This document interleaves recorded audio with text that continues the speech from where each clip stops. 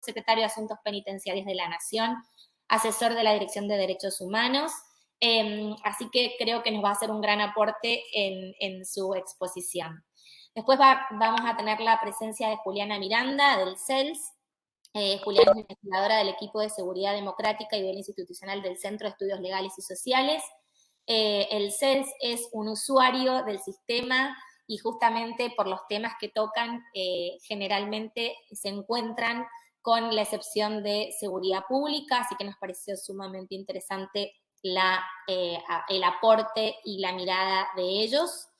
Y por último vamos a escuchar a Manuel Garrido. Manuel, además de ser amigo de la casa, es abogado, presidente y director ejecutivo de Innocent Project Argentina, titular de la Cátedra de Derecho Penal en la Universidad Nacional de La Plata, en la Universidad Nacional del Noroeste de la Provincia de Buenos Aires, profesor de posgrado de Derecho Administrativo en Políticas Públicas contra la Corrupción de la Universidad Nacional de Buenos Aires y profesor invitado en la Universidad de San Andrés en la materia de Derecho Penal y en la Universidad Nacional General San Martín de la materia Ética Pública y Sistemas de Transparencia y Control. Pertenece también al Comité Académico del Centro de Gobernabilidad y Transparencia del IAE Business School y fue diputado nacional por un periodo. Además, fue fiscal nacional de investigaciones administrativas en Argentina y fiscal de control administrativo interino de la Oficina Anticorrupción, entre otras cosas, además director de Justicia y Transparencia de CIPEC, con lo cual también los aportes de Manuel serán muy interesantes y muy importantes a la discusión.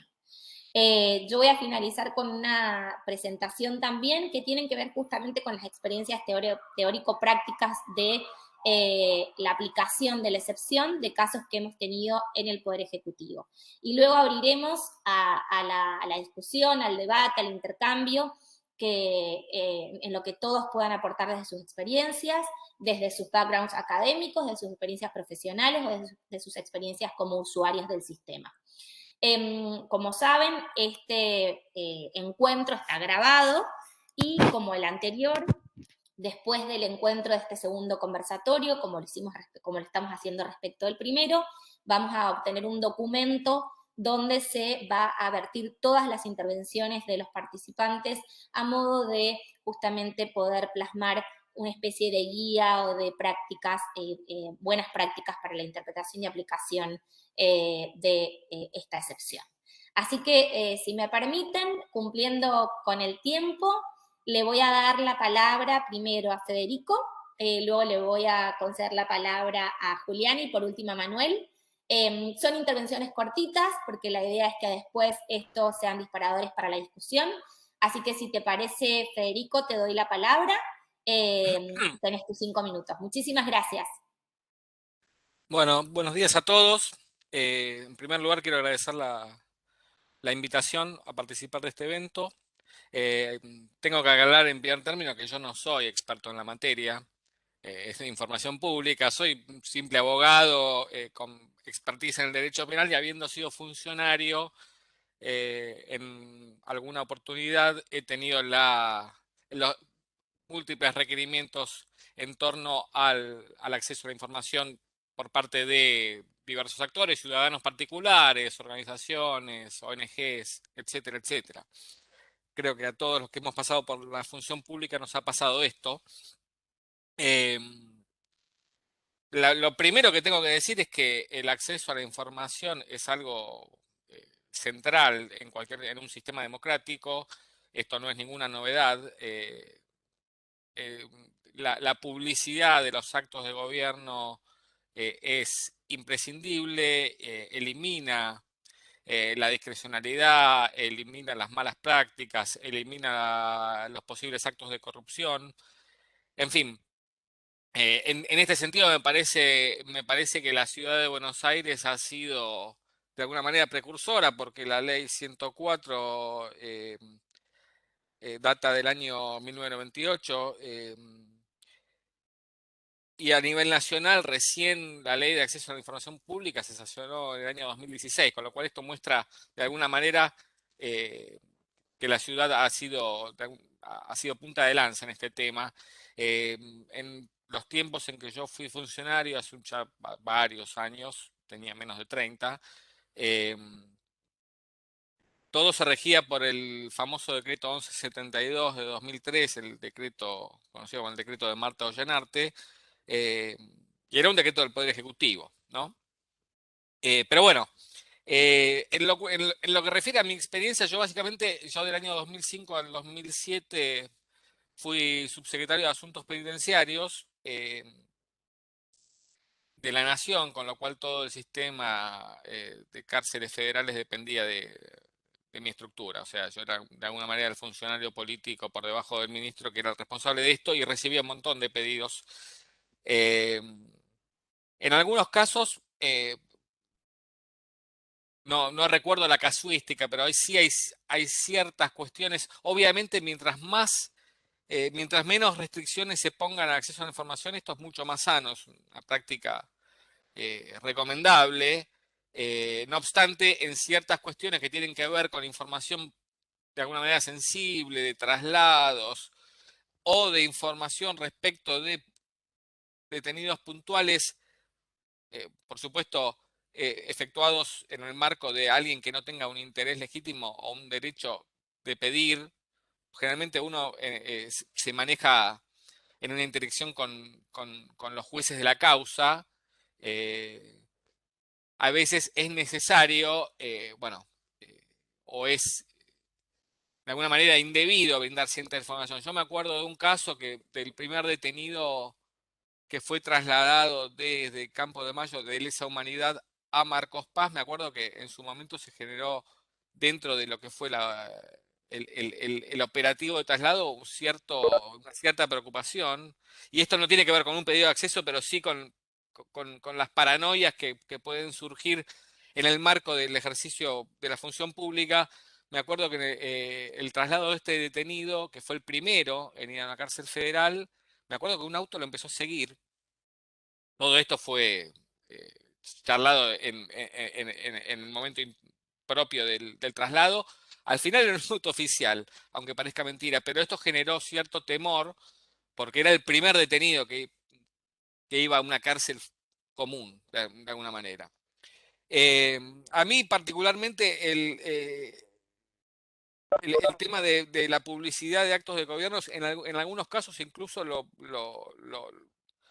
tuve y lo impulsé yo de manera más allá de que habiendo recibido pedidos puntuales, eh, lo publicité yo de una manera ostensible y me refiero puntualmente a algo que me tocó hacer que me generó una gran preocupación, que fue la licitación de las tres últimas cárceles que se hicieron, cárceles federales como por ejemplo la de Salta, que actualmente tienen creo que más de 1.500 detenidos, el complejo penitenciario del NOA.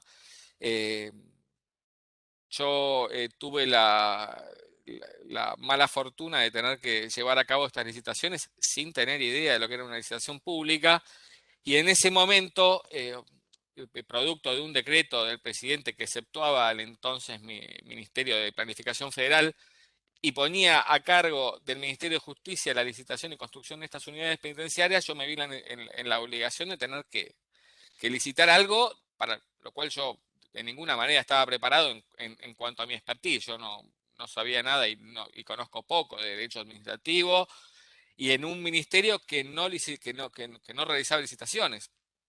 Eh, por eso, y ante la preocupación que me generaba esto, porque eran muchos millones de pesos, ya en ese momento, cuando me toca hacer esto, ya eran viejos porque eran partidas presupuestarias de 2 años antes.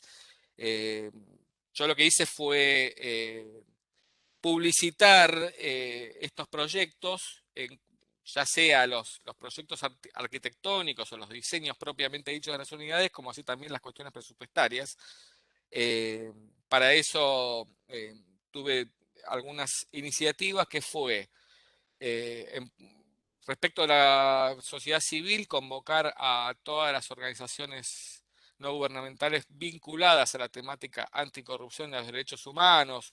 Recuerdo, no me acuerdo todas, pero sí convocamos a Poder Ciudadano, a Fores, al CELS, al INESIP, a madres, abuelas, en fin, todas las organizaciones que tenían que ver con la temática de derechos humanos, las convocamos al ministerio, entonces les distribuimos todos los proyectos para que hagan sus observaciones, etcétera. Y lo mismo lo mismo hice en el Congreso de la Nación, tanto en el Senado como en la Cámara de Diputados. Yo mismo fui a presentar los proyectos. Y digo esto porque creo que lo central de los actos de gobierno es la publicidad, porque esto, reitero, elimina las malas prácticas, ¿no? Y aparte permite a la sociedad civil incluso a los medios de comunicación conocer qué es lo que hace el funcionario.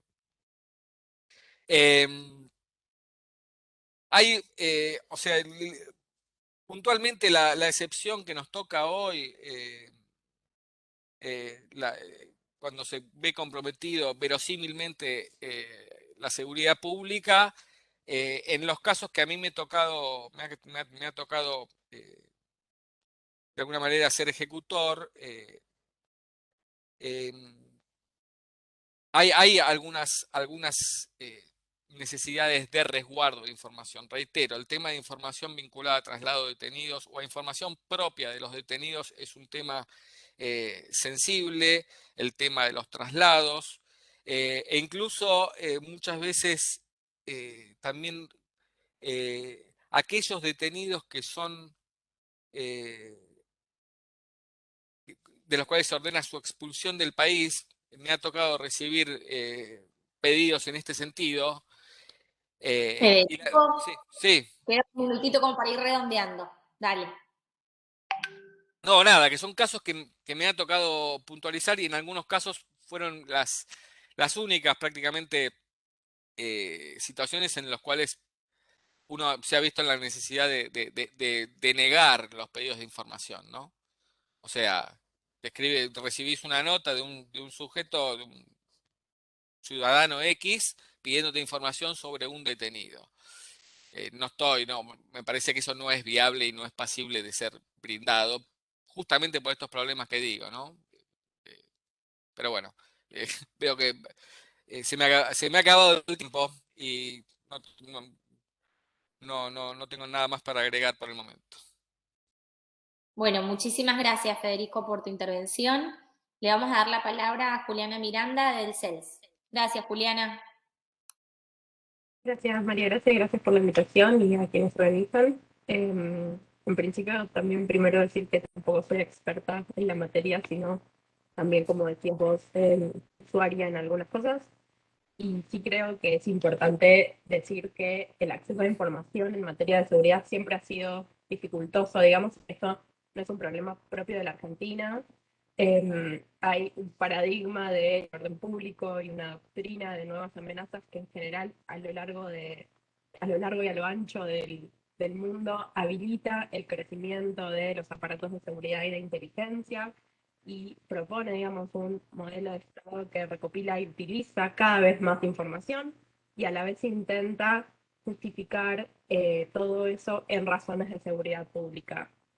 En la experiencia del CELS, en materia de acceso a la información, nosotros entendemos que muchas veces los sujetos obligados, entre los cuales está el Ministerio de Seguridad, que es a quien quizás más toca de cerca esta sección, extiende, digamos, esta lógica del secreto a cuestiones que son fundamentales para quienes ejercemos control sobre las políticas de seguridad, en pos de fomentar, digamos, que sean respetuosas de los derechos humanos y de la dignidad de todas las personas en cualquier acción estatal, que puede ser el caso, digamos, de detenciones o de hechos de violencia, pero también de uso de software de reconocimiento facial o de fuentes abiertas para inteligencia criminal. Creo que los hechos de la semana pasada en el barrio de Barracas hablan a las claras sobre la importancia del control sobre las políticas de seguridad y sobre la acción policial en la ciudad. Y creo que el análisis de estos datos y la producción de estos datos tiene que ser un componente central de esas políticas de seguridad del gobierno de la ciudad. A la vez, es cierto, y nos encontramos con eso muchas veces, como decía María Gracia antes, el Ministerio de Seguridad de la ciudad muchas veces no otorga acceso a esta información o pone ciertos obstáculos o ciertas demoras en plazos que están claramente explicitados en la ley 104, y creo que es un déficit enorme que obstruye la posibilidad de construir información sobre el desempeño policial desde una perspectiva de derechos humanos. Y creo que ahí la necesidad está en poder revertir esa lógica del secreto, digamos, y que la publicidad sea la regla, ¿no? Más que el secreto sea la regla. También quiero decir con esto que las prácticas restrictivas de acceso a la información en materia de seguridad, por supuesto que no son únicamente propias del gobierno de la ciudad, pero sí que vemos que el uso de las excepciones previstas en el artículo 6 se utilizan de forma extremadamente laxa, digamos. Y también me parece importante marcar que muchas veces este secreto está acompañado por otra estrategia que tiene más que ver con el silencio, digamos. También se apela al silencio burocrático como contestación y María Gracia, hemos tenido muchas experiencias de reclamos que son impulsados por no contestación, digamos. Entonces, también hay como cierta retroalimentación entre las excepciones por seguridad y el silencio, ¿no? Muchas veces estas o no se contestan las respuestas, o incluso también se contestan de forma inacabada, pero sin ningún tipo de explicación, ¿no? Y creo también que estas prácticas tienen consecuencias que son bien concretas, digamos, profundizan las restricciones al derecho al acceso a la información, incumplen normativa, digamos, que está vigente y que es clara respecto de las obligaciones de los sujetos obligados, incluso en el marco de un gobierno que hace de sus políticas de transparencia un estandarte, ¿no? Entonces, creo que esta transparencia en gran medida no ha alcanzado el área de seguridad en la ciudad, y al mismo tiempo, desde nuestra experiencia al menos, nunca o prácticamente nunca el uso de estas excepciones ha estado fundamentado como se requiere en los términos del artículo 13, digamos, de la denegatoria fundada. Creo que siempre la carga y el desgaste de impulsar el reclamo recaen sobre quienes somos sujetos obligados, sujetos del derecho a la información y no sobre los sujetos obligados. Creo que esta serie de problemas que vengo señalando propone un Estado que es opaco, ¿no? Que se oculta de los controles externos, sobre todo en materia de seguridad y de inteligencia, y que por ende es menos democrático, ¿no? Entonces, de este modo, digamos, instituciones que son de por sí ya muy cerradas a la mirada pública, a la mirada externa, y operan con amplios márgenes de discrecionalidad, frente a las cuales muchas veces el reclamo resulta o infructuoso, o demorado, o incompleto, ¿no? Y bueno, y para cerrar, también para no extenderme en el tiempo, entendemos nosotros que es fundamental redefinir los esquemas de intervención estatal que buscan justificarse en la seguridad pública de esta forma laxa y sin fundamentar, y también fortalecer los espacios de control, los espacios institucionales de control, como es el OCDAI, y como existen también otros, tanto dentro de los tres poderes de gobierno como por fuera de la sociedad civil, para que al menos puedan abrirse ciertos huecos o ciertas grietas que permitan, aunque sea resquebrajar esa opacidad, específicamente en el ámbito de la seguridad y la inteligencia. Gracias. Muchas gracias, Juliana. Creo que es interesante la mirada de ustedes como usuarios, por eso me parecía un aporte relevante. Le voy a dar la palabra a Manuel Garrido. Manuel, tenés tus minutos. Muchas gracias también por estar con nosotros y acompañarnos y hacer tu aporte. Bueno, buen día, muchas gracias. Bien, yo quería hacer referencia en particular digamos, a esta excepción, pero quería invertir el análisis. O sea, la ley prevé la excepción Manuel, por riesgo de la seguridad Manuel, pública, se corta un poco. pero si bien está regulada como excepción al deber... Manuel, Sí. se te corta un poquito. ¿Querés sacar la la cámara, y a ver si te escuchamos mejor?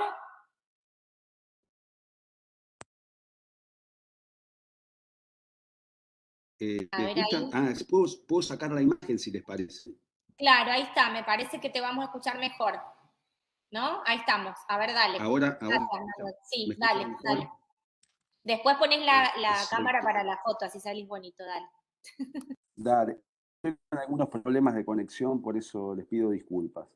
Sí, en relación con con el tema de la excepción por riesgo a la seguridad pública, proponía invertir el análisis, porque si bien está regulada como excepción, la potencia de la seguridad pública para erigirse en excepción, al principio general de máxima divulgación, es para, digamos, un punto de vista particularmente débil, teniendo en cuenta una concepción de la seguridad democrática. Entonces, la seguridad pública democrática inspira más que una excepción el fomento del acceso a la información. Particularmente me interesaba poner el énfasis en de qué seguridad estamos hablando, de qué seguridad pública estamos hablando, y me parece interesante traer a colación lo que planteó la Comisión Interamericana en el informe sobre seguridad ciudadana y derechos humanos del año 2009, en donde particularmente se destacó la importancia del papel de la ciudadanía en el diseño, implementación y supervisión de las públicas en materia de seguridad.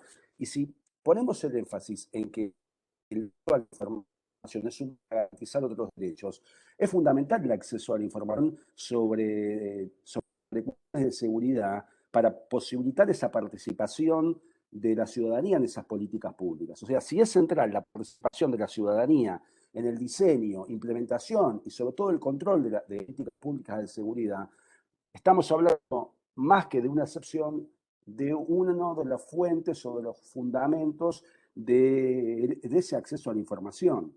Entonces,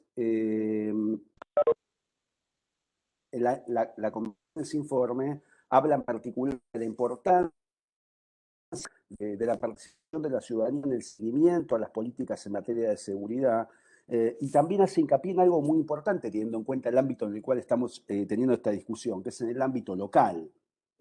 El informe particularmente dice que las modalidades de participación de la ciudadanía en materia de seguridad son más eficaces si se desarrollan en el plano local. Entonces, si vemos esta interrelación entre la participación de la ciudadanía, el acceso a la información y el desarrollo, planificación, desarrollo y supervisión de las políticas públicas, entonces, más que hablar de una excepción, deberíamos estar hablando de la obligación, el deber de producir información y difundirla. De manera tal que creo que la seguridad pública en realidad debería inspirar que los estados, tanto a nivel nacional como local, produzcan información y la pongan a disposición de la ciudadanía. Bien, entonces, hecha esta aclaración en cuanto a lo que veo yo como la debilidad de la invocación de la seguridad pública como límite al acceso a la información, está claro que esa excepción está prevista en la ley, y veo acá otro problema, que es la vaguedad de la norma respecto de qué cosa de la seguridad pública justifica un límite al acceso a la información pública. O sea, veo ahí un problema en la redacción de nuestras leyes, que me hago cargo de mi responsabilidad en algún momento legislador en no haberme detenido en esto, pero está claro que la invocación genérica de la seguridad pública como excepción tiene un problema grave de vaguedad, porque de alguna manera nos obliga a escudriñar cuándo la seguridad pública sería la base de una excepción. Y no debiera estar contemplada de manera genérica, sino que debiera indicarse, o la ley debería tratar de precisar qué cosas de la seguridad pública justificarían una excepción. Hay algunas normas comparadas, como la FOIA de Estados Unidos, donde hace referencia a unas cuestiones en particular. Por ejemplo, que esa difusión de la información interfiera con una investigación en curso, que pueda privar a una persona del debido proceso, que implique una invasión en información personal o una invasión en la intimidad de las personas, que que pueda poner en riesgo la confidencialidad de una fuente de información de los órganos de seguridad, que implique el conocimiento sobre determinadas técnicas o procedimientos que pongan en riesgo la actividad preventiva en materia de seguridad pública, que ponga en peligro la vida o la seguridad pública de una persona. Y, por ejemplo, se me ocurre algo con lo que nosotros estamos tan familiarizados o lamentablemente en nuestro medio la protección es tan débil, la protección de los denunciantes de buena fe de hechos de corrupción, los que ellos llaman los whistleblowers. Entonces, tenemos algunos indicios de que realmente de toda esa invocación genérica de la seguridad pública sería importante o podría erigirse en una excepción. Por supuesto que esas excepciones deberían estar, digamos, sujetas al test tripartito del que habla, digamos, del que habla la doctrina. Si bien el problema de la exigencia de legalidad, como vemos, es bastante débil como límite acá, la invocación genérica de la seguridad pública, que sea un objetivo legítimo en una sociedad democrática. Ya vimos que en una sociedad democrática el principio general es la publicidad, digamos, en materia también de seguridad pública, y el tema de la ponderación y la proporcionalidad, que creo que es el problema y que no es una tarea sencilla, que bueno, de alguna manera es lo que ha dado lugar a discusiones. Por ejemplo, en Estados Unidos, la discusión sobre la publicidad de determinados manuales de procedimiento de la policía, y que seguramente entiendo que es el objetivo de esta convocatoria, de alguna manera tratar de pensar teniendo en vista conflictos que seguramente se estarán produciendo y que requieren que los organismos de supervisión, de seguimiento de acceso a la información y la justicia tomen un papel importante en estas interpretaciones. Creo también que hay ciertas categorías que deberían, digamos, obligar o deberían limitarse o excluirse, digamos, de alguna manera excluir o limitar la invocación de la seguridad pública como límite al acceso a la información, como por ejemplo algunas que ha puesto de manifiesto la libertad de expresión en relación con la seguridad nacional, como por ejemplo temas de violencia de género, los derechos humanos, como también lo reconoce la legislación a nivel nacional, o hechos de corrupción. Se me ocurre, por ejemplo, los casos de causas armadas que normalmente debemos, digamos, nos tropezamos en Innocence Project. O sea, creo que frente a esas situaciones digamos, debe limitarse aún más la invocación de la seguridad pública como fundamento de restricción del acceso a la información. Finalmente, lo que diría es que el tema de la seguridad democrática nos cuesta. Venimos de una concepción democrática de la seguridad y creo que todas estas cuestiones hacen que sea fundamental el rol de organismos como el órgano garante, la Agencia de Acceso a la Información Pública a nivel nacional y los jueces en delimitar estas cuestiones en principios, los que debe primar la máxima divulgación reforzada por algunas de las cuestiones que he dicho. Gracias. Muchas gracias, Manuel. Muchísimas gracias. Bueno, yo voy a compartir un poquito la experiencia. Esperen que a ver si me deja compartir. Hemos tenido es meramente esperen que no me estaría dejando, a ver si me deja acá. Ahí está.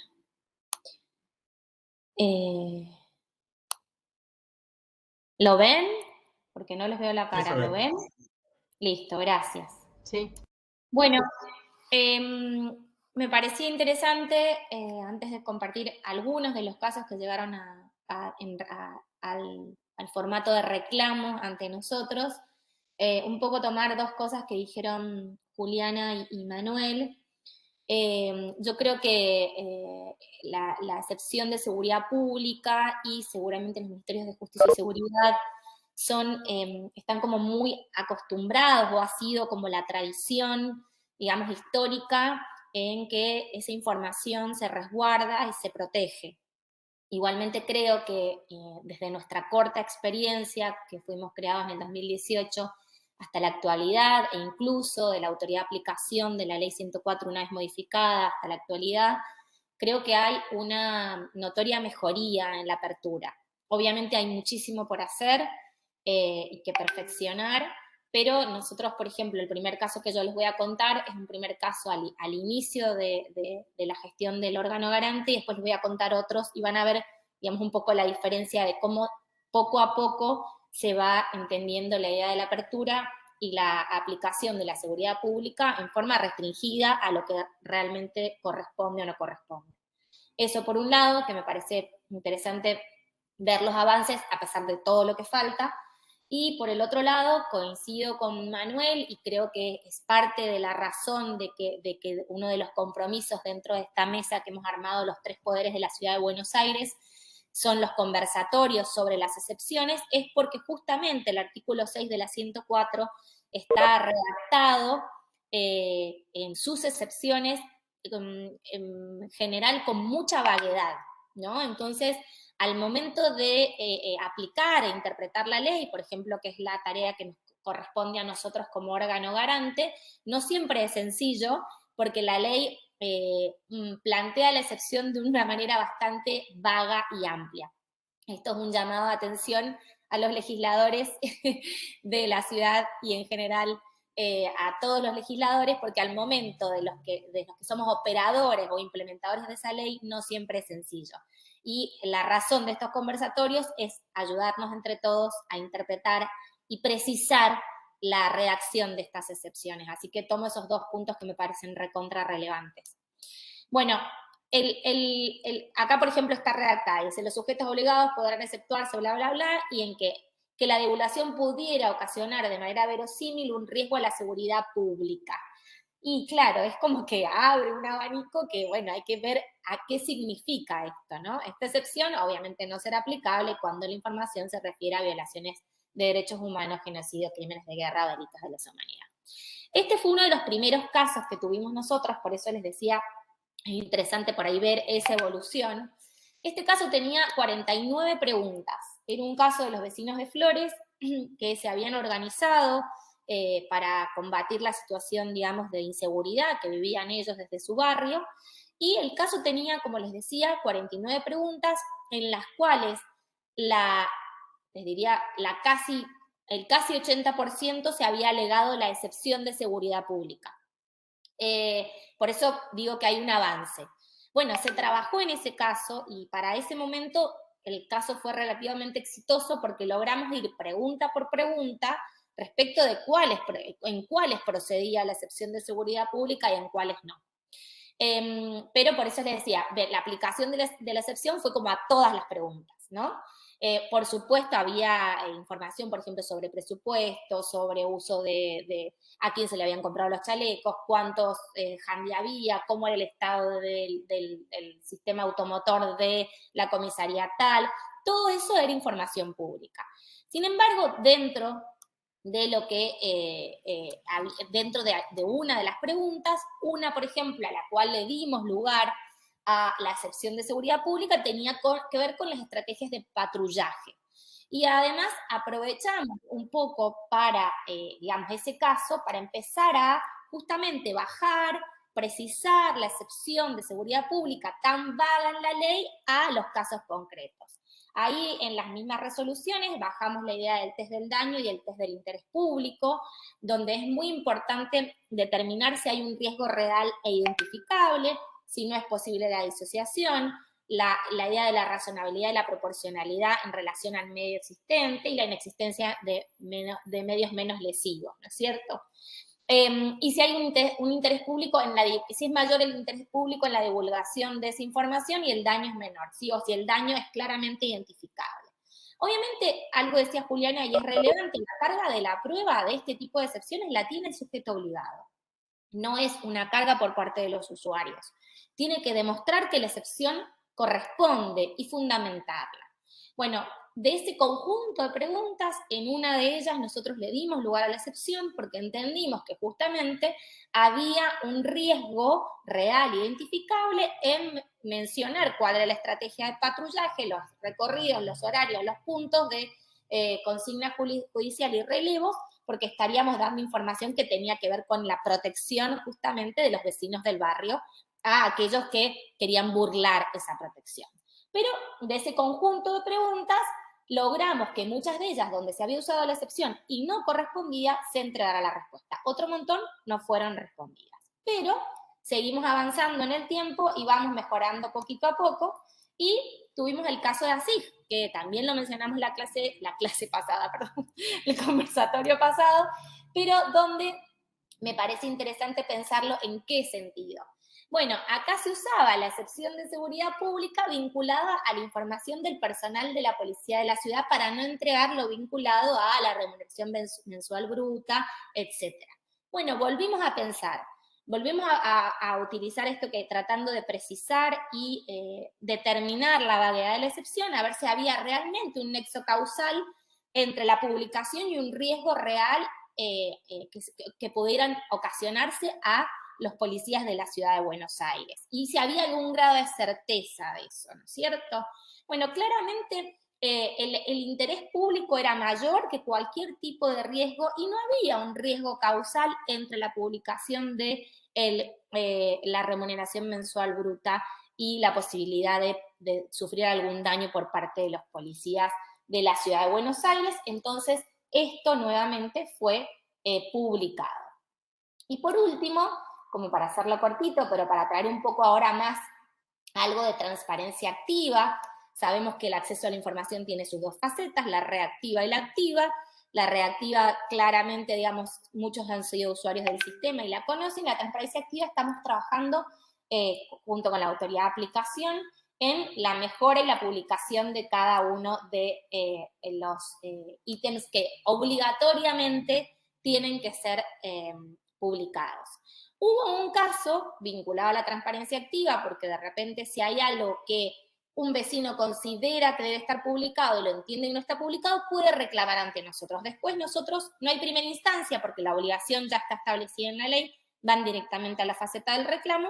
Después nosotros veremos si este reclamo es viable o no, por supuesto, ¿no es cierto?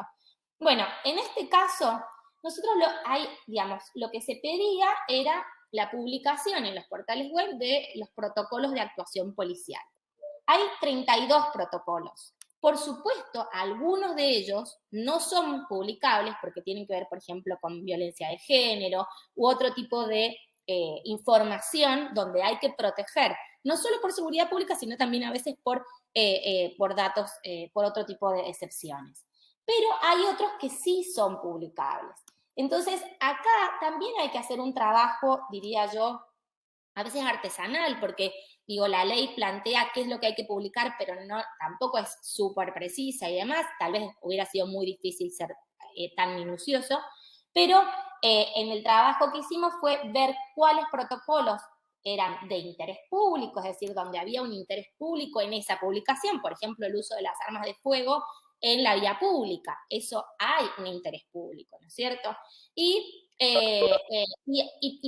que procediera por la excepción de seguridad pública respecto justamente de aquellos donde la información se debiera proteger. En el caso de la transparencia activa, además de que tiene que estar publicada, tiene que ser de un acceso sencillo, una info centralizada y actualizada, por supuesto. Entonces, un poco era darles este pantallazo, digamos, de cómo ha ido ocurriendo el ejercicio del derecho de acceso a la información desde la modificación en el 2016 de la 104, cómo este ámbito que es, como decía Juliana, no es de la Ciudad de Buenos Aires ni solo de la Nación Argentina, es del mundo, donde son ámbitos donde la información son muy celosos de la información y hay una tradición en no compartirla, ¿no? Entonces, creo que hay que ir trabajando fuertemente con estas áreas y creo que a pesar de que queda mucho por hacer, vamos mejorando y vamos de un primer caso bastante restrictivo a poco mejorando la publicación de los mismos. Pero cierro acá y simplemente para decir y agradecer a todos los presentes, porque creo que lo más interesante de esto es que además de la casuística y de la resolución nuestra en los casos y tratar de ir como precisando la vaguedad de esta excepción, en esta discusión van a salir seguramente insumos muy interesantes que van a permitir guiarnos en la interpretación y aplicación de las excepciones de la Ley 104, que son un poquito amplias y tenemos que irlas aplicando, como lo dice la ley, en forma restrictiva y no de ninguna manera en forma ni analógica ni mucho menos. Así que bueno, muchas gracias dejo de compartir y vamos a abrir entonces a la charla, al intercambio, al debate. En este caso, les quería preguntar, porque a ver, ahí estamos, si quieren ir levantando la mano o formulando las preguntas en el chat, como se sientan más cómodos y vamos dándole lugar al intercambio y a la discusión. Yo no sé si veo si hay alguna mano levantada y no lo estoy viendo.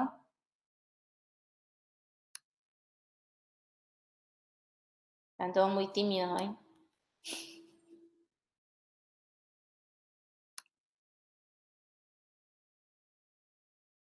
Bueno, yo voy a alargar una pregunta general como para que, a ver, que empecemos como a pensar en algunas cuestiones.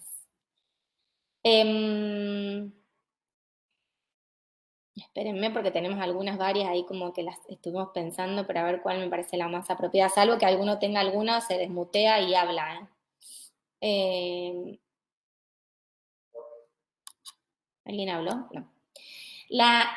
Una de las que pensamos o de las que habíamos planteado es si se debería incluir como obligación de transparencia activa la publicación de información referida a la existencia de toda forma de vigilancia secreta, sistemas, archivos y registros secretos, ubicación de lugares de detención o privación de libertad de las personas, información sobre contrataciones militares. Yo creo que ahí procede la excepción, pero me gustaría abrir la discusión si alguno tiene algo para decir al respecto. ¿Quieren que ponga la pregunta acá, la pego, así la ven todos?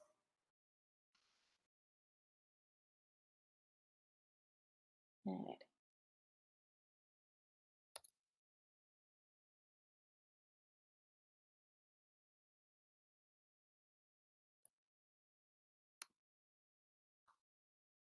Manuel, te invito.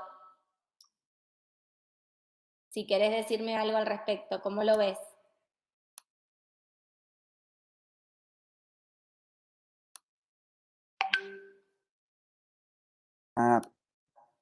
Estoy tratando de ver la pregunta.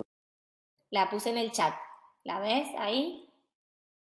Es como para abrir la discusión, a ver si alguno también se anima al intercambio.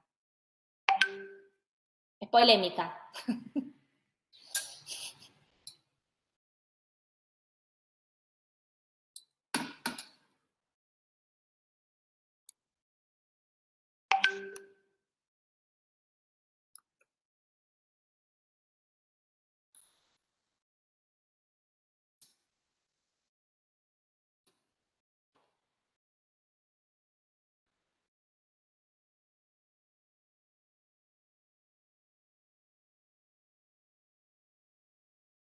A ver.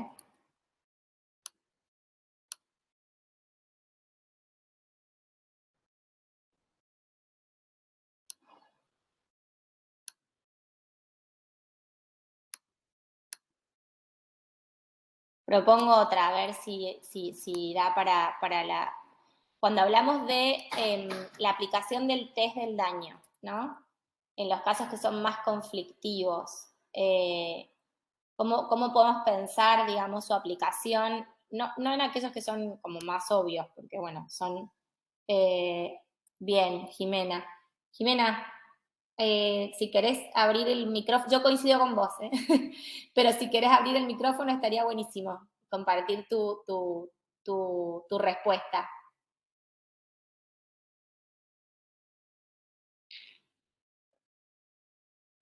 Ah, está en la oficina. Bueno, perfecto. Ahí Jimena les comparto yo, porque seguramente todos los leen. Dice, mi opinión es que no, porque estarían estos temas amparados en las excepciones de la ley.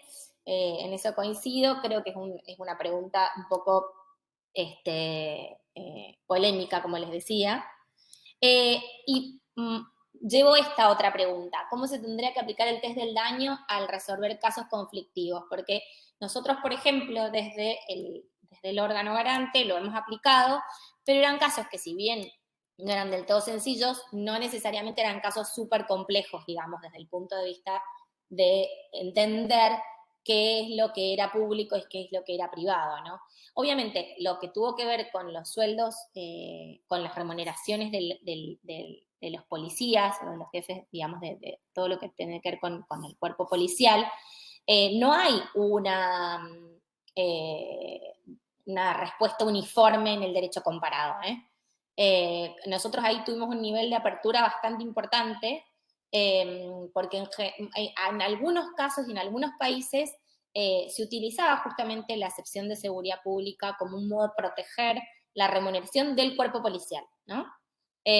Bueno, sin ir más allá, Chile tiene algunas características al respecto, pero por decir un vecino, pero hicimos un barrido interesante y no era necesariamente uniforme la respuesta. Ahí la decisión fue de bastante apertura porque nosotros también, entendiendo la aplicación del test del interés público, del test del daño, entendimos que era mucho más, había mayor interés público y no habían riesgos demostrados ni concretos de que podría haber, no sé, tipo un secuestro, que es lo que se usa siempre de un policía o de algo, porque se sabía la remuneración que recibía. Si alguien más quiere hacer algún comentario del test del daño en relación a algún caso como se lo imaginan, estaría buenísimo. Hola, ¿qué tal? Perdón que no puedo aprender cámara, no sé si me escuchas. Sí, Jimena, ¿quién no, habla? María Cascante, ¿cómo estás?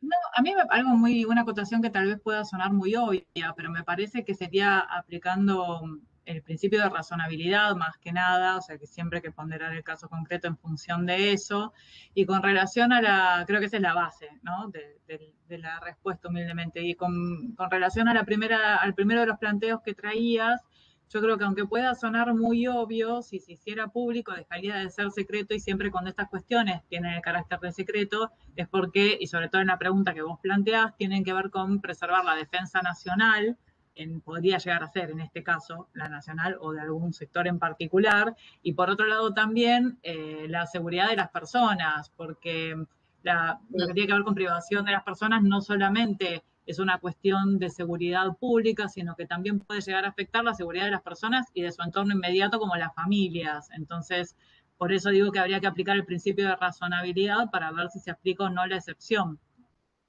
Perfecto. Siempre cruzando con las garantías y los derechos consagrados en la Constitución Nacional. Perfecto.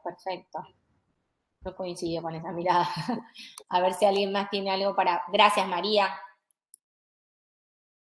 Quería tal vez hacer un comentario, María Gracia. Creo que...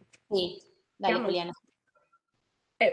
Pensaba quizás en relación a la primera pregunta que la clave está quizás en la frase de toda forma de vigilancia secreta, ¿no? Yo creo que hay muchas cosas que por supuesto no, pero también que quizás hay cosas que sí y que, como vos decías antes, por default no se publican o por default son secretas o se resguardan. Y creo que no todo lo que tiene que ver con esas cuestiones efectivamente representa un riesgo a la seguridad de las personas. Y me parece que, como vos decías también antes, la carga está en que el sujeto obligado pueda efectivamente demostrar por qué eso representa un problema a la seguridad o un riesgo a la seguridad de las personas. También lo pensaba en relación a los protocolos, ¿no?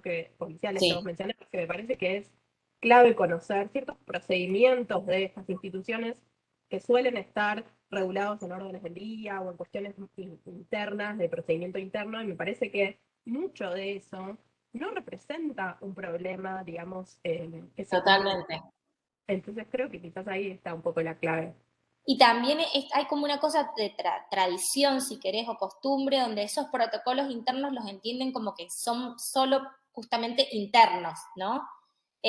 Sin embargo, respecto de algunos de ellos, el interés público de saber cómo se maneja la policía en las manifestaciones, por ejemplo, con armas de fuego y demás, es relevante, digamos. Entonces, esto es muy claro la importancia de que el experto es el que tiene que fundamentar por qué aplicaría o no la excepción, ¿no? Gracias, Claro, Julián. totalmente.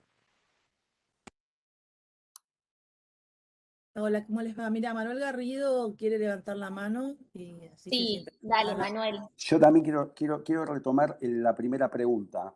Bien, gracias, Manuel.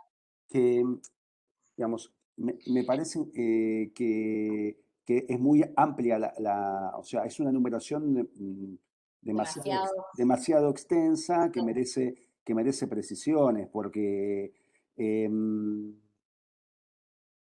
digamos, hay algunas cuestiones, digamos, que claramente deberían ser publicadas. Y además, en todo caso, hay criterios de divulgación parcial, si realmente hay una amenaza concreta para un tema de seguridad. Información sobre contrataciones, en principio, compras y gastos es información pública. O sea que claramente digamos, es información que debería ser pública. Lo mismo sobre lugares de detención. Bueno, hoy creo que Federico hizo un comentario sobre esto, pero en Sí, por principio... eso me hubiera gustado también que si quería decir algo después, Claro, sumarse. pero Sí, en principio, como regla general, los lugares de detención de las personas son parte de información que debe estar disponible, digamos, podría restringirse en casos de que haya un riesgo para la seguridad de esas personas detenidas, pero como regla general entiendo que eso es información pública. Eh, lo mismo, información general sobre sistemas de vigilancia, digamos, en la medida en que digamos, información general sobre métodos, sistemas, en principio debería ser información pública. O sea, claro, todo cuando pensamos en contrataciones y presupuestos es información pública. Ahora, cuando hablamos, por ejemplo, de formas de vigilancia secreta,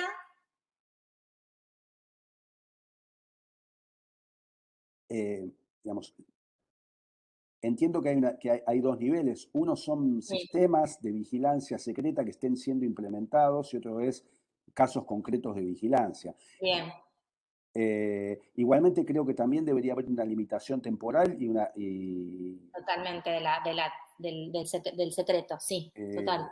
una limitación Sí, temporal de ese secreto y algún mecanismo de revisión. sí, Eh, digamos, son temas delicados. Creo que a nivel local igualmente este tipo de excepciones son más bien excepcionales, ¿no? sí, es más bien nacional. Esto es Claro, más una mirada, digamos, a nivel nacional. claro, Sí, sobre total. todo regulaciones en materia de inteligencia y demás. Bueno, hay bastante elaboración sobre eso a nivel de informes de relator de libertad de expresión. O sea, eh, pero ahí estaríamos hablando de temas de seguridad nacional, lo mismo de contrataciones militares. Por eso me gustaría que algún tipo de matiz entre lo que es la seguridad ciudadana y los temas de seguridad nacional hay que hacer también, porque entiendo que los criterios son distintos. En materia de seguridad ciudadana tienen que ser mucho más amplios, mi opinión, ¿no? Totalmente, sí, sí. Digamos, esto es más, como vos decías, también en el ámbito nacional, porque no, va a ser raro digamos, que por esos temas sean alegados en un ámbito local. Pero nos parecía interesante un poco charlarlo y conversarlo. Si bien tiene muchos elementos, y es verdad que hay como que desagregarlos, vuelvo a lo mismo, me parece esto de, como lo de los protocolos, ¿no? Que es lo que decíamos recién. Digamos, hay información que al ciudadano le interesa saber cómo se maneja la policía en determinados lugares, o esto de los sistemas de archivos y registros de determinada información. Ahora, me gustaría también, si Federico quiere decir algo sobre la detención o privación de libertad de las personas, si quieres agregar algo. Gracias, Manuel. Sí, yo no entendí bien a qué se refería con la publicidad de los lugares de detención. Em, Naturalmente que a nivel, o sea, unidades carcelarias de detención, esto es toda información pública que está por lo general sin ningún tipo de inconvenientes a disposición y se informa en tal sentido.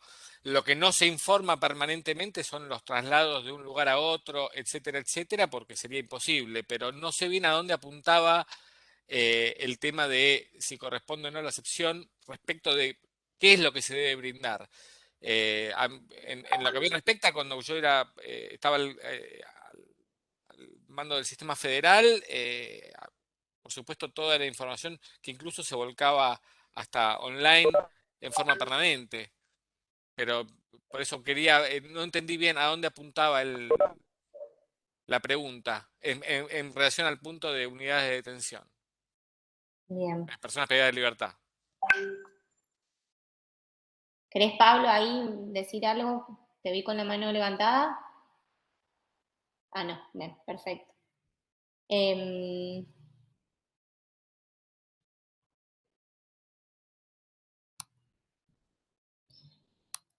Bueno, voy a poner otra pregunta para la discusión, porque veo que estamos todos medios. Acá, un pedido de información, se solicitó la ubicación de las cámaras con reconocimiento facial y no se lo entregó por razones de seguridad pública. ¿Qué piensan de esto? Yo tengo una opinión, pero no la voy a decir todo, si no voy a hablar sola. Creo en principio que, digamos que tampoco hay que olvidar que el ministerio y que las policías y estas estrategias, digamos, son instituciones públicas que también deben someterse a control porque, digamos, son, si bien la regla en general, como decíamos antes, viene siendo el resguardo de mucha de esta información, creo que es importante no perder de vista eso y que también, y en relación a me quedé pensando en algo que estaba en la presentación tuya, María Gracia, respecto de la información que tiene que ver con violaciones a los derechos humanos. Y creo que también hay mucho de esto que puede implicar violación a los derechos humanos y que no lo sabemos porque no lo conocemos y no conocemos cómo funciona. Entonces, en la medida en que también esas cosas se vayan abriendo y que sea más transparente la forma en que se utilizan estos softwares y estos sistemas, me parece que también tiene que entenderse más ampliamente la idea de derechos humanos, digamos,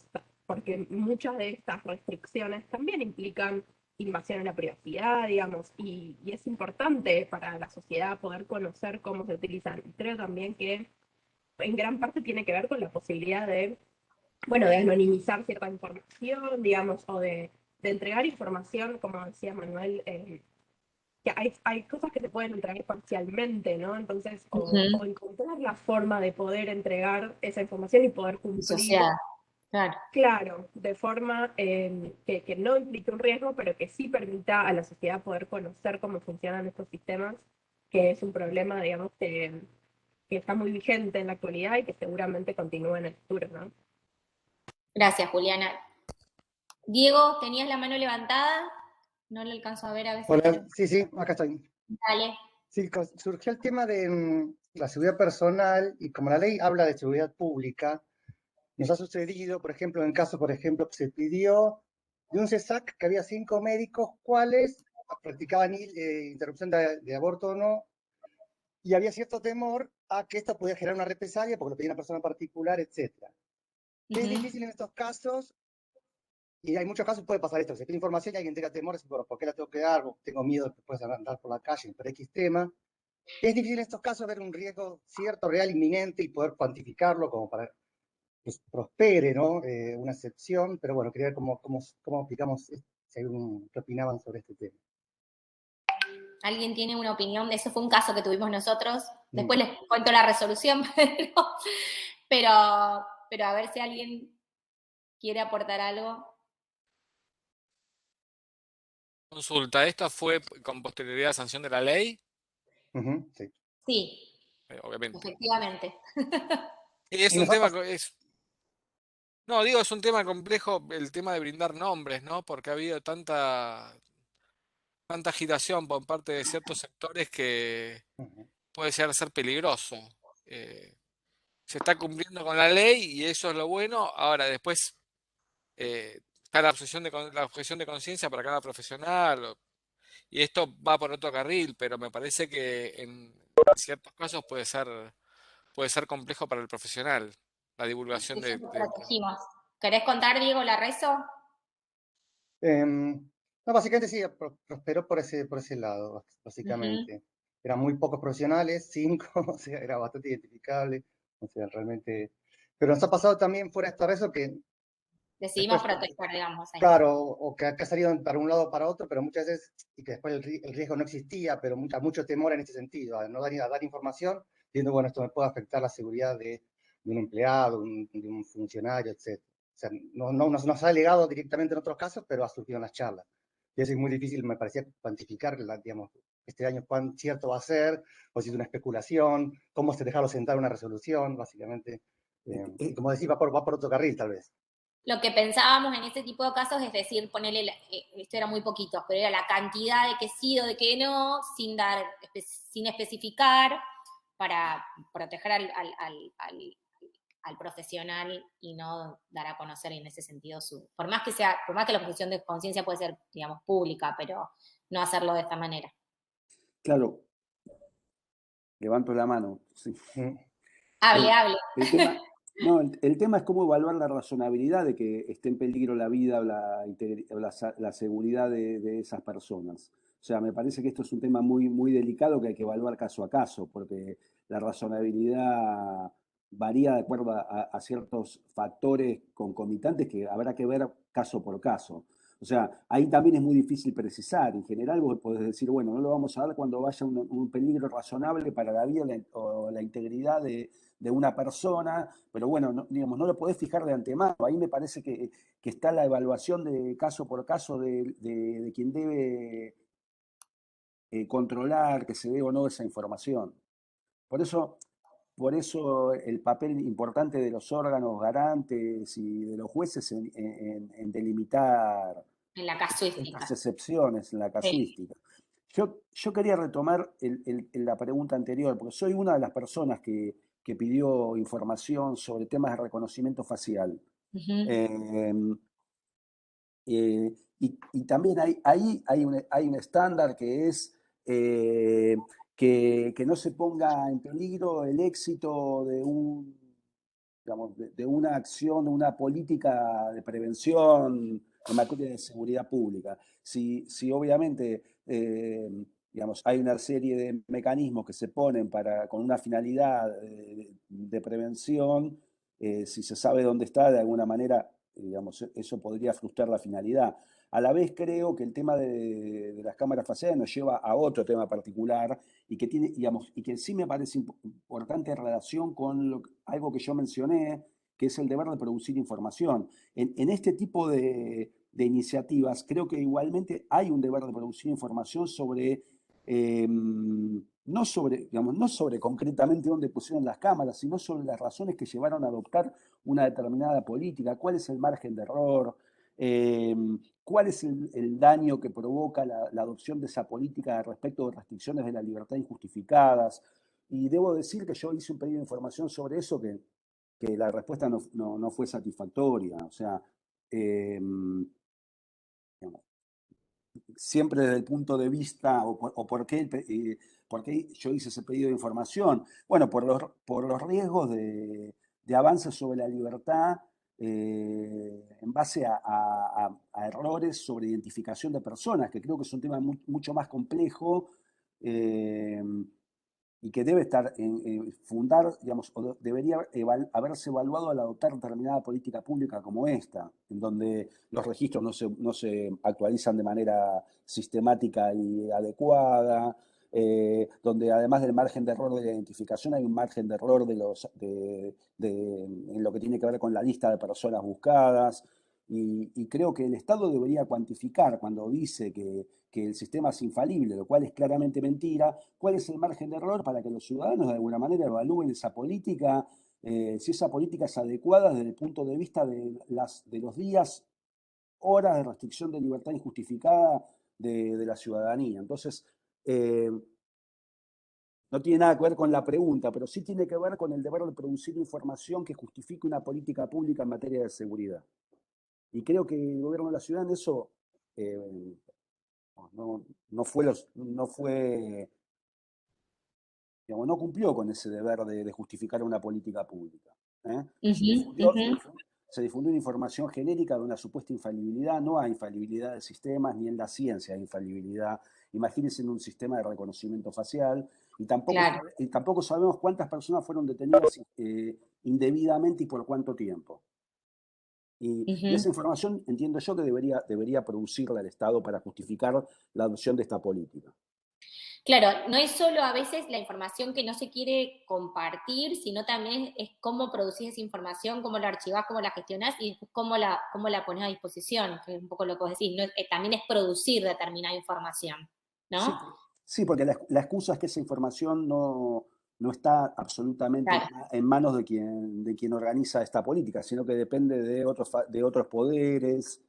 Pero lo cierto, digamos, si evaluamos el costo de la adopción de determinada política pública, deberíamos saber cuánta gente fue detenida injustamente y por cuánto tiempo, ¿no?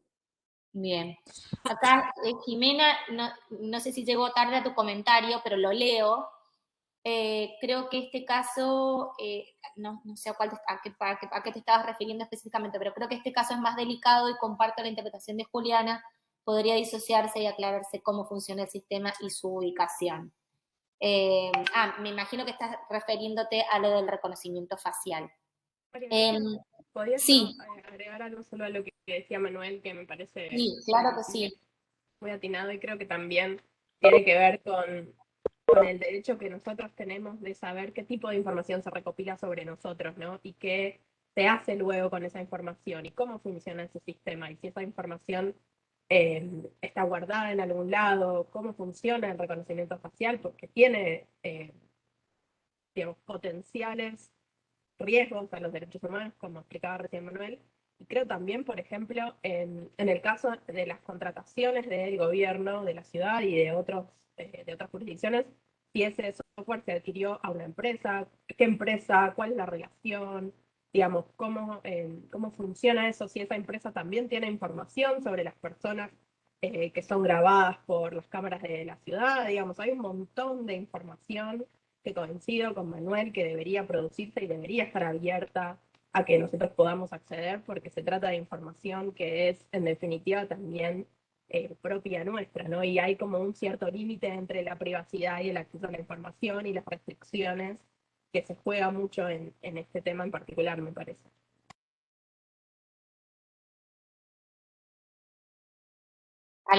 Gracias, Juliana. ¿Alguna otra intervención?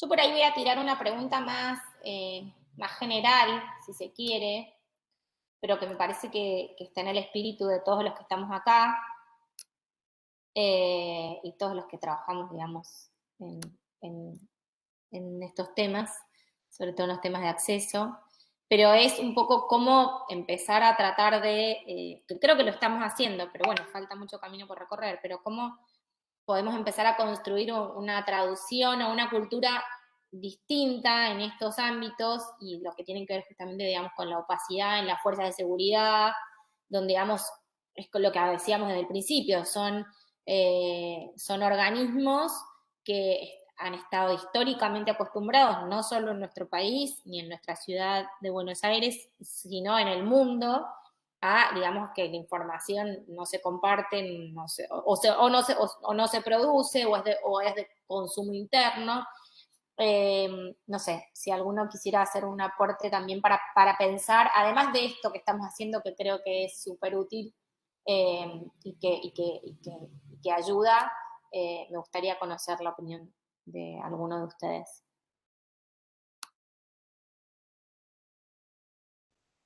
Yo creo en principio que es importante hacer uso de los espacios como el órgano y otras instancias de reclamo que permiten trabajar en conjunto para, como vos decías antes, interpretar eh, esta ley y otras disposiciones que se regulan de forma muy amplia. Y también, bueno, un poco esto que es como pelearla, ¿no? Que en general a veces es muy desgastante también para nosotros como solicitantes y como sujetos de ese derecho impulsar los reclamos y hacer el seguimiento digamos, son reclamos que demoran meses, eh, pero me parece importante también tratar de hacer esa incidencia y, digamos, también en la forma en la que se solicita esa información, yo creo que muchas veces se termina buscando porque esa información se produzca, ¿no? Como decíamos recién, o sea, ya en el hecho de pedirla y explicar por qué es importante, hay una parte de incidencia que también se hace y me parece importante que ese trabajo sea conjunto, digamos, entre esos espacios de control del propio gobierno, de los tres poderes y de la sociedad civil. Yo quiero agregar algo. A mí me parece que muchos de estos problemas tienen que ver con la propia naturaleza de los organismos involucrados. Tanto las policías como los servicios penitenciarios tienen una cultura de arrastre, de opacidad, de falta de transparencia, de... Yo creo que en ese sentido los recientes casos de espionaje que se vienen repitiendo a lo largo del tiempo y que son cada vez más reiterados, y esta forma espuria de hacer inteligencia, creo que esto en algún momento va a tender a un cambio normativo que dé mayor transparencia y donde el acceso a la información y la obligación, y aparte el poder político esto lo va a sentir también de alguna manera, va a ser mayor. A mí particularmente, en su momento intenté hacer, o sea, proyectar un proyecto de reforma de la Ley Orgánica del Servicio Penitenciario y no tuve éxito desde ninguno de los sectores políticos. Es algo que puntualmente la institución penitenciaria no ha tenido ningún embate legislativo ni normativo, quizás porque como la cárcel interesa poco, no, los poderes públicos o las diferentes agencias no se han inmiscuido demasiado en la cuestión, eh, pero sí eh, se nota ostensiblemente que hay una cultura de arrastre que atenta contra las posibilidades de real acceso de información por parte de la sociedad civil.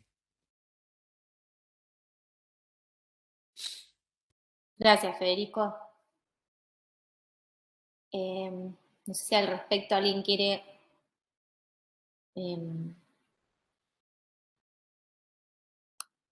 decir algo, sugerir algo.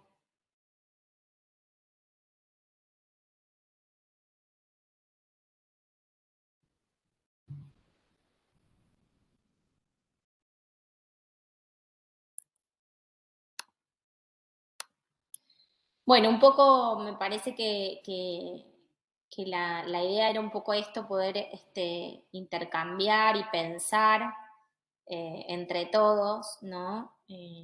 La, la redacción de esta excepción que es tan amplia y tan vaga para una mejor interpretación y aplicación, ¿no? Como les decía, nosotros hacemos mucho uso del test del daño y del test del interés público, tratando de, obviamente, de precisarlo al caso concreto, por supuesto, que es lo que nos toca resolver. Sin embargo, a veces, digamos, no es tan fácil la aplicación del test como para poder determinar cuál es la solución por la cual decidirse. Pero un poco creo que, digamos, a modo, digamos, de panorama, de un overview de cómo estamos ahora, como estábamos creo que estamos mucho mejor, pero creo que falta todavía un montón. Un poco esto que decían todos, que decía Federico ahora, que mencionaba Juliana, que mencionó Manuel y que tú también decía, digo, hay como, digamos, son fuerzas que tradicionalmente la información que producen o que tienen bajo su custodia nunca la han compartido y es algo que además este, digamos, no hay muchas voluntades en pos de que eso necesariamente mejore. Un poco lo decía Federico cuando intentó hacer esto por ahí de hacer un cambio legislativo además y se encontró medio solo. Entonces, me parece, digamos, que necesariamente tenemos que traccionar entre todos y creo que por lo menos hay un intento de una mirada nueva, digamos, de empezar a pensar, bueno, qué es lo que necesariamente tiene que estar disponible a disposición del ciudadano en relación a lo que hacen las fuerzas, en relación a lo que hace el ministerio vinculado a temas de justicia y seguridad, etcétera. Creo que hay una mejora, pero bueno, queda todavía mucho camino por andar. No sé si alguien más quiere compartir algo, una reflexión, un comentario, algo que quiera decir para ir cerrando y vamos a terminar súper en tiempo. Así que no sé si alguien más quiere compartir algo. María, sí, ¿querés que lea el comentario? Que hay una clara necesidad, María Cascani dice, hay una clara necesidad de continuar con el proceso de democratización de las instituciones y esto es muy real. Sobre todo en estas instituciones, ¿no? Que aparte traen como una cosa histórica bastante compleja, propia en este caso de nuestro país, que también, entonces creo que es muy importante ese proceso también.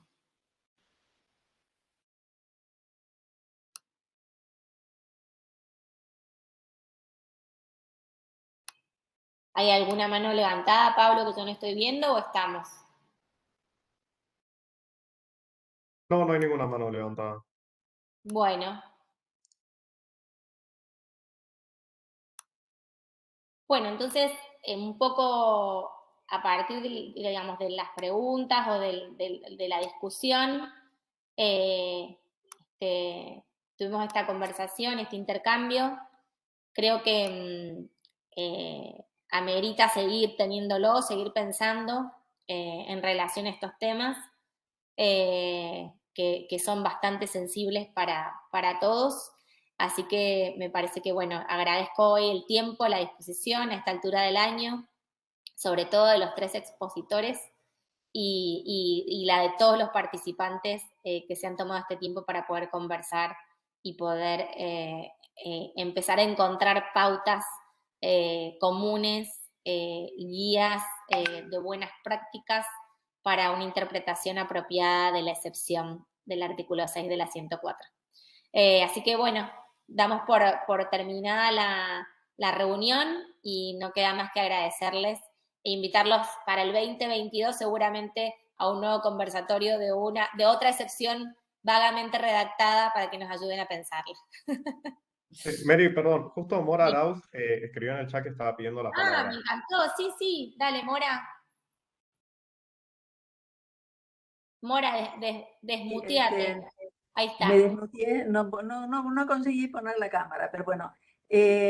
Mi comentario era que cuanto mayor transparencia activa haya, menos vamos a necesitar de excepciones. El caso tan terrible de Barracas, no éramos muchos los que conocíamos la existencia de estas patrullas. De hecho, la Fundación Ciudad trabajó 4 años en la Villa 21-24 y tuvo conocimiento de cosas que sucedían. Digamos, para mí los procedimientos policiales tendrían que estar, los genéricos, tendrían que estar absolutamente claros y disponibles para todos, con los cuales no habría necesidad de requerimientos específicos.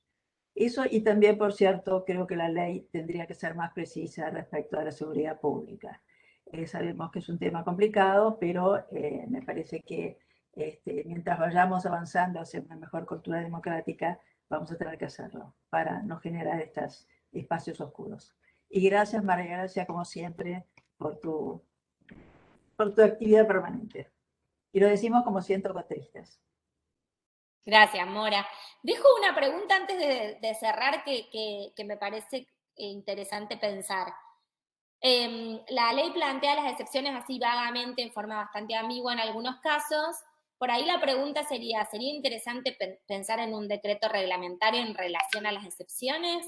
¿O sería mejor que quedara en manos de las cabezas de los órganos garantes o en sus casos de los jueces en el caso concreto? ¿Alguien quiere decir algo antes de que cerremos? Pero acá siempre lo vamos pensando y no me había acordado de plantearla.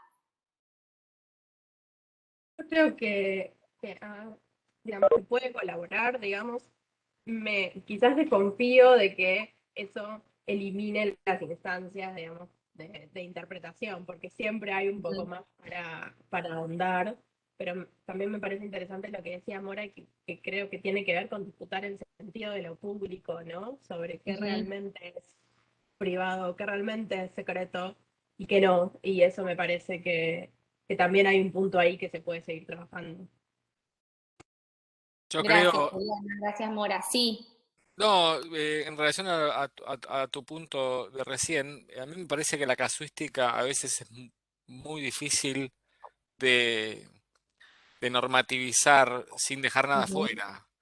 Entonces, en estos casos donde las situaciones cotidianas son indescifrables e infinitas, me parece que es muy difícil. Es como cuando existen los tipos penales abiertos. Bueno, sí, todos sabemos que existen. Deberían no existir y sería mejor que no existiesen, pero la realidad es cómo plasmas todo esto en un cuerpo normativo que sea autosuficiente. Me parece que es muy Claro. difícil esa tarea. Por Ahí eso... No, sí. No, Perdón, lo dejarías en cabeza de los órganos garantes o de los jueces en su caso. pero más por una cuestión de realidad que por una cuestión de decir, bueno, legislemos. Digo, Claro, ¿es factible o no es factible? Me parece que es sí, muy entiendo. difícil. Entonces, muchas veces, eh, si vos dejás afuera un montón de situaciones, en definitiva terminás en lo mismo. Sí. Ahí, gracias, Federico. Sumo lo que escribe Jimena. Yo creo que la interpretación de las excepciones es algo que se va modificando con el tiempo y para mí es tarea de los órganos garantes el comunicar los avances en la jurisprudencia de doctrina en relación a las excepciones. Muchas gracias. Gracias, Jimena. Yo tengo un comentario Dale, Manuel. que tiene que ver con que en principio yo también comparto que depende de los órganos garantes y de los jueces. Y entiendo además que, digamos, desconozco exactamente la jurisprudencia en el ámbito de la ciudad, o sea que no, digamos, me cuesta opinar sobre eso. Entiendo que hay una línea de la Corte Suprema bastante favorable al acceso a la información pública. Entonces, de alguna manera, digamos, no veo que sea un obstáculo al acceso a la información, la jurisprudencia a nivel de la Corte, que obviamente digamos, debería impregnar las decisiones de otros jueces de otras jurisdicciones. Entonces, si la jurisprudencia es favorable al derecho humano de acceso a la información, digamos, solo tendría sentido modificar la ley si hubiera obstáculos en la acceso a la información, entiendo yo. Y en todo caso debiera modificarse por los órganos legislativos que por poderes ejecutivos, que en principio son, digamos, están más sujetos a lobbies y presiones en contra del acceso. Entonces, digamos, la experiencia en otros lugares ha sido la de reformar la ley frente a determinados casos polémicos que generaron mucho debate, frente a situaciones puntuales que dieron lugar a modificaciones en la normativa. Entiendo, y esto lo enlazo con tu pregunta anterior, que tiene que ver con cuál es el papel o cómo ejercer un rol en relación con esto. Bueno, entiendo que también hay una cuestión de observatorio, de cómo se aplican las normas, cuáles son los problemas para el acceso a la información y qué recomendaciones se pueden hacer en el sentido de reformar la ley, si fuera necesario. Y esto digamos, le cabe tanto a los órganos garantes como a la sociedad civil. En ese sentido, creo que quizás sería bueno restringir el concepto de seguridad pública en la ley, aunque no sea tan casuística la sustitución de esa norma, pero creo que esa formulación tan amplia digamos, habría que ver cómo es interpretada. Si fuera interpretada en un sentido exageradamente negativo, de restricción de acceso a la información pública, habría que reformarlo claramente. Gracias, Manuel. Bueno, ¿alguien más o damos por concluido el encuentro? Les agradezco nuevamente a todos la participación, a los expositores, a los participantes. Creo que está bueno pensar, ponernos a pensar al respecto para ir mejorando y perfeccionando tanto la faceta reactiva como planteaba Mora de la faceta activa vinculada al tema de la información pública y seguramente en los Ministerios de Justicia y Seguridad y el uso de la excepción solo para los casos realmente que les aplique. Así que bueno, muchísimas gracias. Buen fin de año para todos y nos veremos en el 2022 en otro conversatorio. Gracias. Saludos del Poder Ejecutivo, el Poder Judicial y el Poder Legislativo.